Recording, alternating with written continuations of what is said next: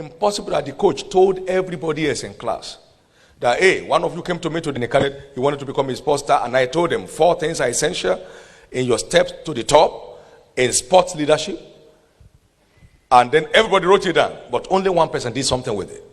My understanding is that somebody here will do something with what we are hearing now. This is so important. We were in some leadership little forum recently, and I said, some of you will think, look, he's just lucky. You know, this man is just lucky. And I said to them, I said, if you will be as lucky as I am, you will be as lucky as I am. So the luck is good. But for 10 years, I've been out of Canaan land 3 Sundays. For how many years? That's how lucky I have been. I'll tell you how many times I've gone on leave. Now, for 20 years in Lagos, I've been out of church on Sunday morning 10 times. Wherever I am in the world, I fly in, even if it's 4 a.m. in the morning on Sunday morning. Just to show how lucky I can be. Now, for 28 years, I have kept a work schedule that is not less than 16 hours a day. I'm really very lucky.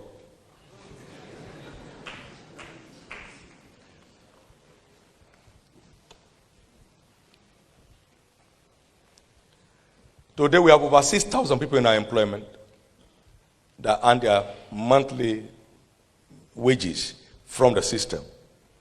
I'm really very lucky.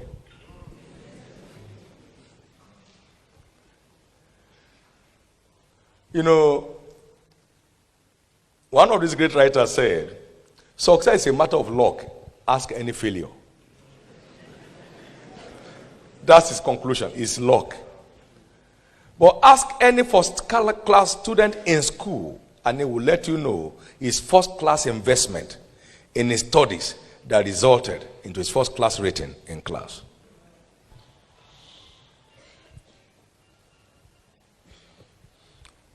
Yonggi Cho was speaking recently, a few weeks ago, in South Korea to a group of people. And he was telling them what he did with his life the last 50 years.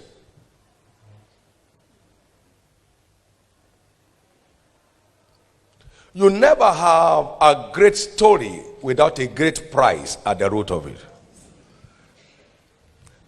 Everybody likes good cars, but it takes good money to have one.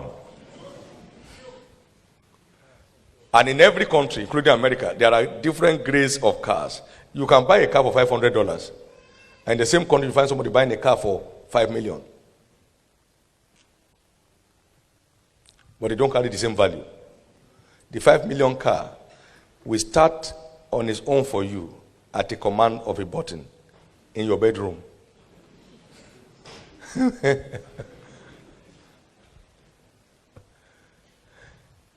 If wishes were horses, they say, beggars will ride.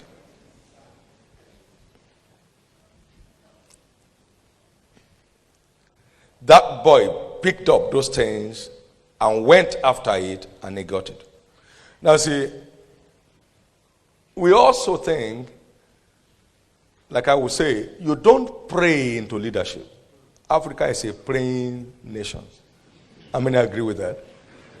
Our cultural background makes us a praying people. The worshippers of idols pray. Now, the largest 2 religions in Africa is Islam and Christianity. Prayer. But can you send a child to school who passes the exam only on prayer? So when a child fails, what do? Sit up and study. Do you say stand up and pray?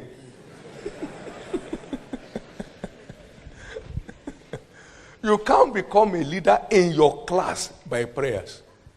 There is more to it. Prayer will help you to understand the work you have to do. But it won't be equal to the work. Does it make sense?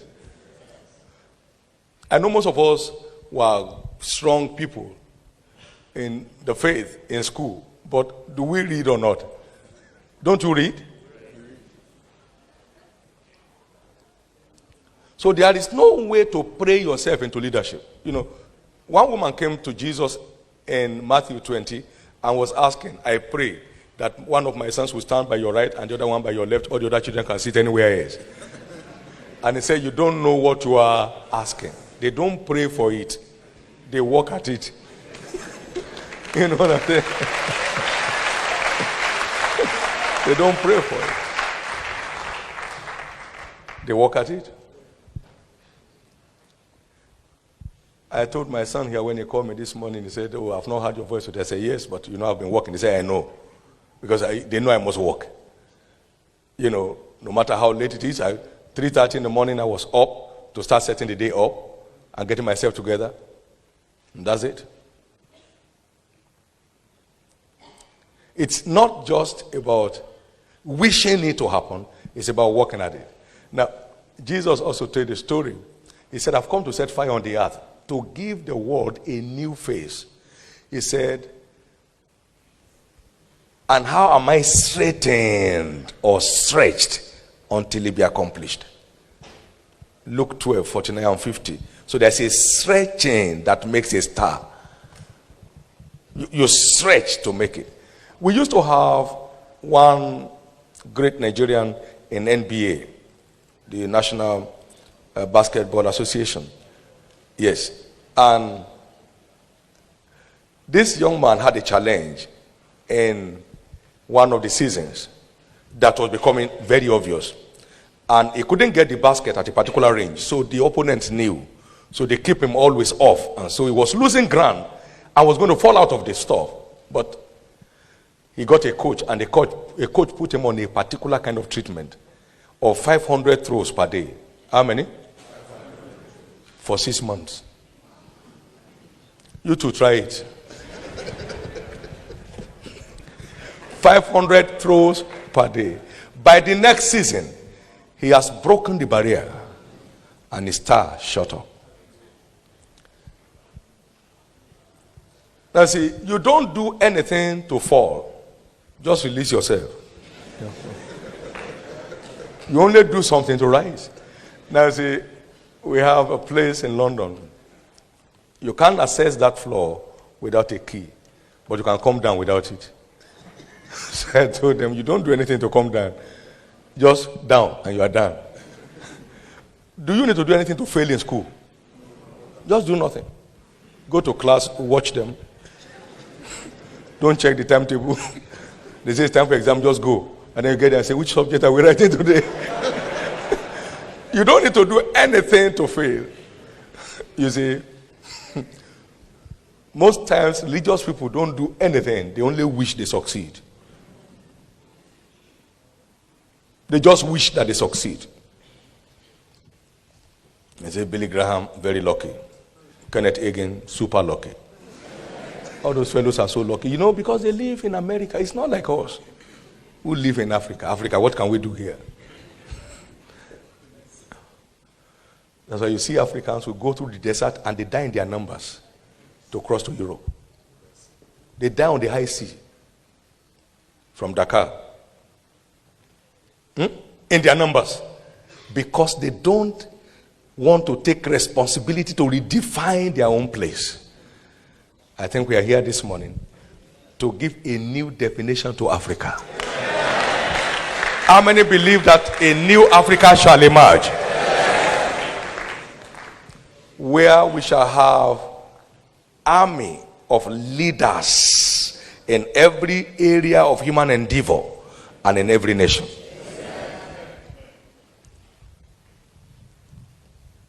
You don't pray into leadership, you pay into it. He said, which of you intending to build a tower does not first sit down and count the cost? So there's always a towerly cost for every tower. You can't build a tower by wishing. It's by paying the towerly cost that goes along with it. This is very important.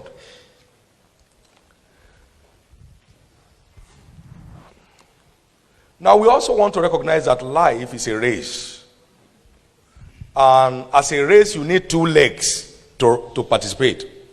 Life is a race, and every participant requires 2 legs to be involved. There is no way one-legged man can compete in a 100 meters race? No. We all need 2 legs to partake in a race. He said, don't you know life is a race and all that I need to run all and one receives the prize. So it is not just running, it's running to get the prize that makes the leader. There are 8 people on the track and then they take 1, 2, 3 and then they say, oh, the others should go to wherever they came from. We are interested in only 1, 2, 3. All others, thank you very much for coming. See you another time. So it is not, there's only 1 gold medal. It goes to number 1. There is silver medal. It goes to number 2. There is bronze medal. It goes to number 3. So it's not that, okay, I participated. No. Did you win the prize? So it is the prize winner in every field that emerges the leader there. So life is a race. Paul was speaking, he said, don't you know that in a race run all and one receives the prize, so run that you may obtain. Hebrews also said that we should run the race, I said before us, with patience. Hebrews 12, 1 and 2. Now, so there's a race that we are involved in. And every time you have a vision is a race. You remember Habakkuk said that he may run. So a vision is a race because you're not the only one that has the vision. So how well you perform in the race is what determines who emerges the leader. Does that make sense? Now, what are the 2 legs? And I'll quickly share them. The 2 legs are essentially capacity and character. What is it? Can I have us say it one more time? Capacity and character. Capacity and character. Capacity and character. Capacity and character. Let me glean it out from 3. You see, there's a man by name Napoleon Bonaparte. How many heard his name before? Napoleon Bonaparte. He said something. He said, the Bible is not just a book. He said, it's a living force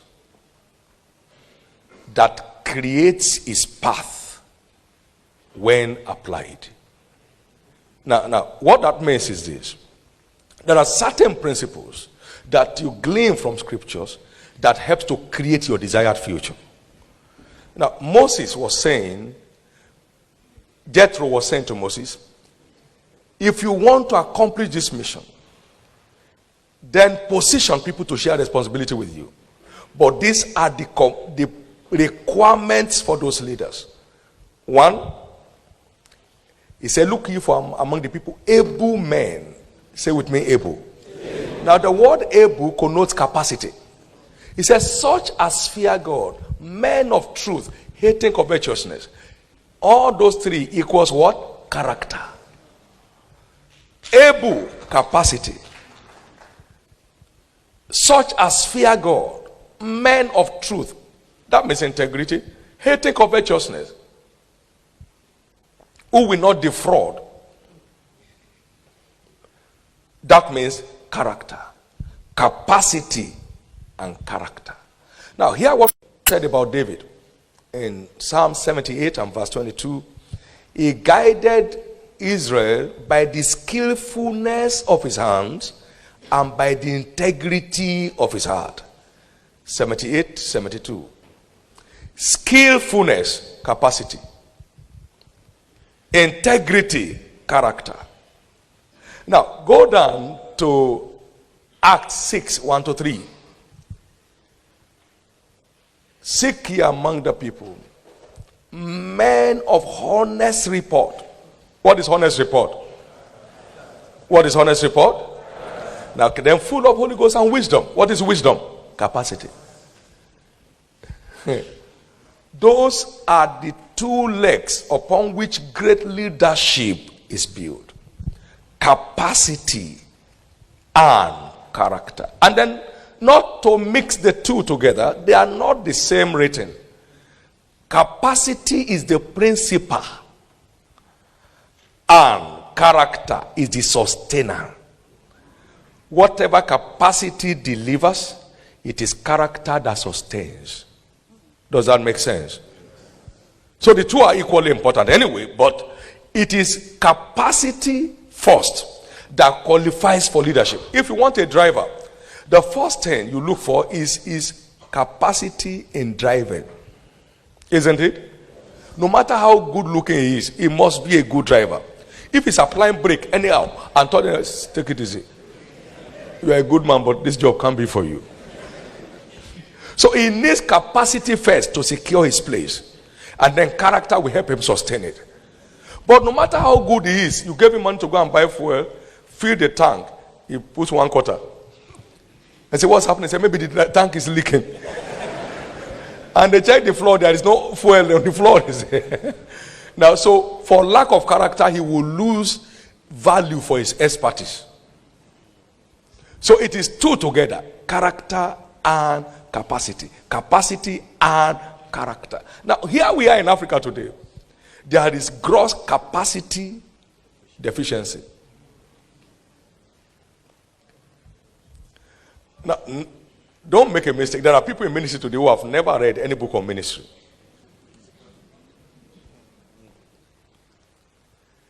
Now, we are leading human organizations and we have not read anything on administration. How are we going to succeed?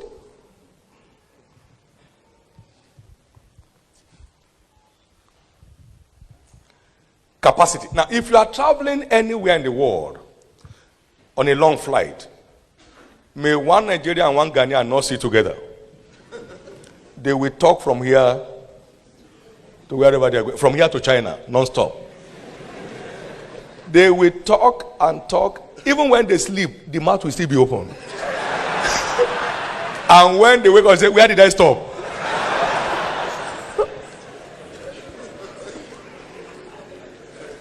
But you see, some other fellows from other developed countries, he sit down on his laptop, or reading, or drawing some plans, or working at some things, or sleeping.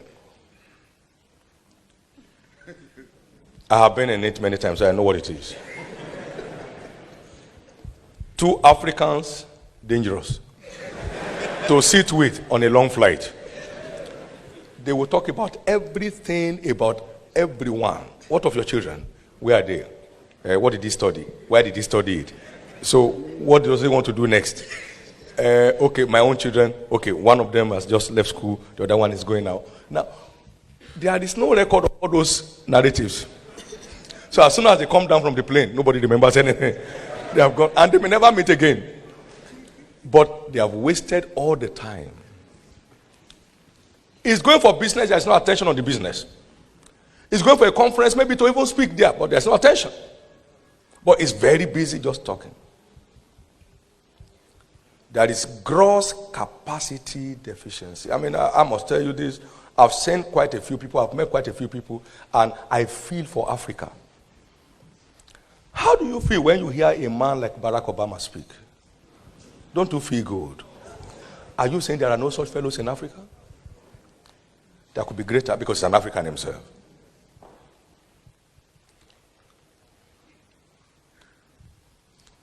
It's so important that we address these 2 issues before we can compete favorably in this new global world. We need attention on capacity development. And it's an individualistic responsibility.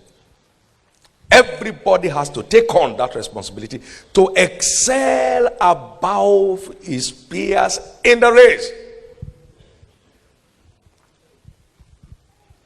Capacity. Now, in a situation where we now have both capacity and character crisis, you can see we are fully amputated. We are not even allowed to align up on the track because the 2 things needed are off. Capacity and character deficiency puts you off the race. Completely off. Agree, religion has helped to enhance character to a great extent. But it is not a substitute for capacity development. So these are the 2 great legs required to compete favorably in a global leadership race. In a global leadership race. Capacity and character.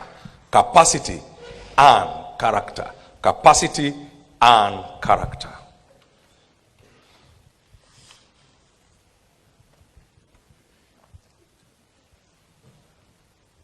I've put up a module here that I called Leadership Covenant. And we're going to examine 5 of them this morning. Leadership Covenant. You know, a covenant is a deal built on well-defined terms and sworn to by an oath. That is, this is what you are to expect if you do the following. What then must I do to emerge a leader? Just like Paul was asking, the jailer was asking Paul, what must I do to be saved? What must I do to emerge a leader? Everybody has a leadership potential in him. That's why we are all in a race. Everybody. But what must I do for the leadership potentials in me to have expressions? What must I do for the leadership potentials in me to have expression? I have found 5 major steps that guarantees your access to the topmost top. We have some steps up this platform. I'd like you to know, no matter how hard you pray, if I don't mind these steps, I'll never access that platform.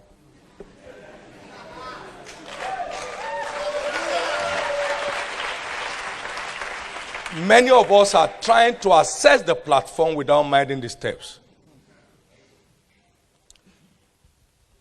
And so I developed that module to help people know what it takes to get you there. And just anybody can get there.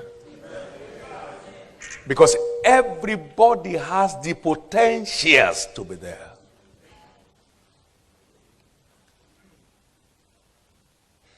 And just anybody can get there.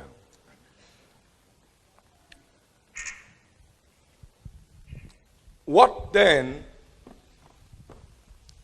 are these steps on the ladder? Because leadership is essentially task defined, vision is number 1 step in the school of leadership. Knowing where you are going is crucial in getting there at all. Where do I belong? What is my field of play? Where is my discipline? Which career do I belong to? Now, that is number 1 gallant step on the ladder to the platform of leadership.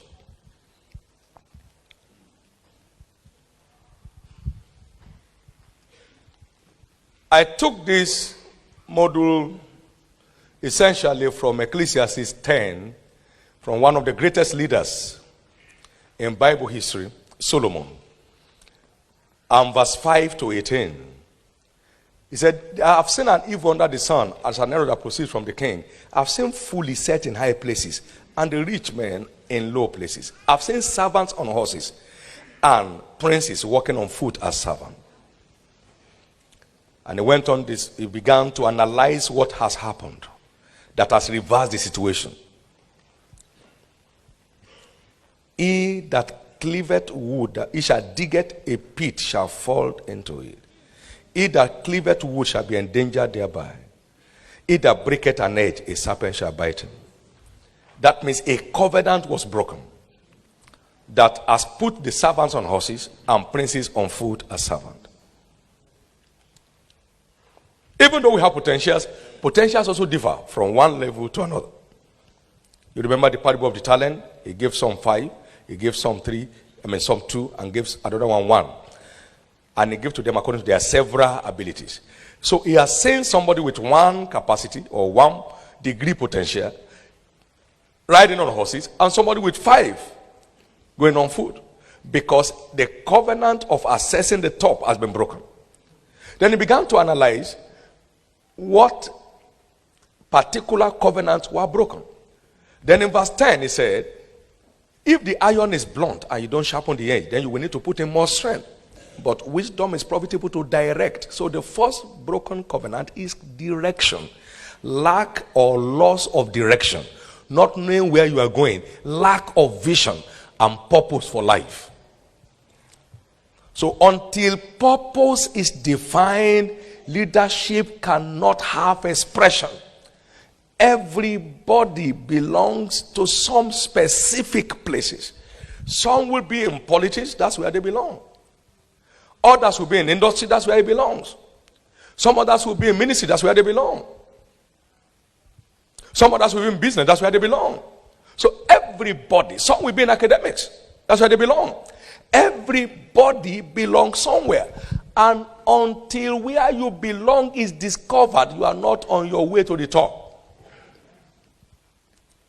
Most Africans are satisfied with survival.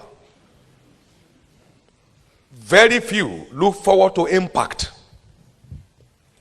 That's where we're a continent that is made up of largely mediocres. Well, if you have food to eat and you send children to school, what else are you looking for? What is life? Sit down.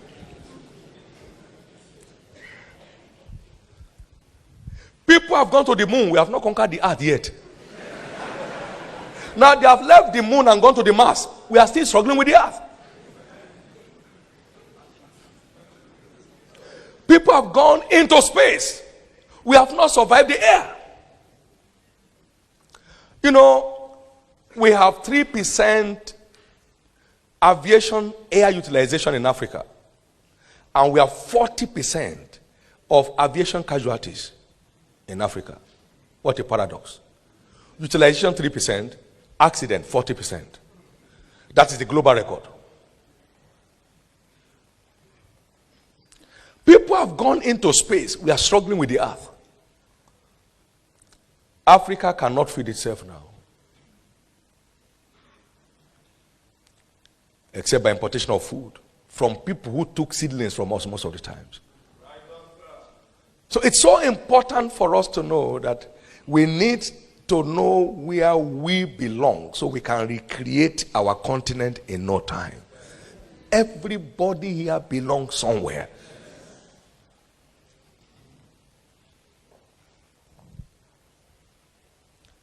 Direction. Direction. You must have a direction for your life where you belong. Define your field of play so you don't become jack of all trades and master of none. There are 3 ways to knowing where you belong, and I think I quickly need to do that. 1, you either hear, you receive a vision from God. They call it heavenly vision.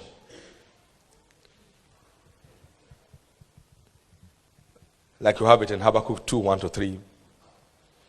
You have Paul narrated that in Acts 26, verse 19. Or you discover a gifting in you. There is a gifting in you. Every mortal man on this earth has a divine endowment in his nature. There's an area which turns you on naturally. Does that make sense? No matter where you belong. There's something in you that turns you on naturally. It's a divine deposit at creation. Everybody carries a definite talent. So you either have a divine direction by whatever way you get your own, or you discover a gifting inside you, a talent inside you. Remember, he gave them talents and he said, occupy it till I come. So the talents can productively, impactfully engage you to the end of your life. And then number 3, of course, there could be a passion. To discover a burning passion within you.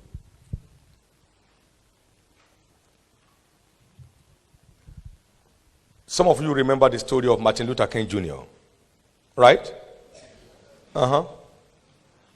Who fought this racial discrimination to his knees. It was a burning passion. Burning passion. An area where you desperately look forward to a change. Like Mike Murdoch will say, your passion is in most cases a pointer to the problems you are created to solve.